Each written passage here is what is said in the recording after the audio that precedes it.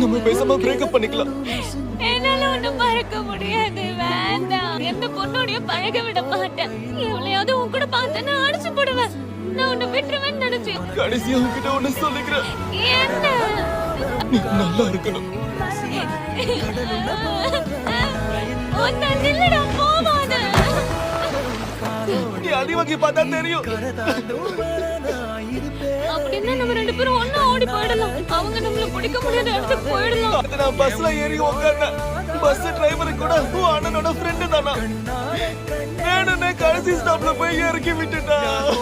நான் உன்னை வந்து பார்த்தா எனக்கு மொட்டை போட்டு மடாலயத்துக்கு அனுப்பி வேணே அப்பா மிரட்டுறாருடா. என் கூட வரியா இல்ல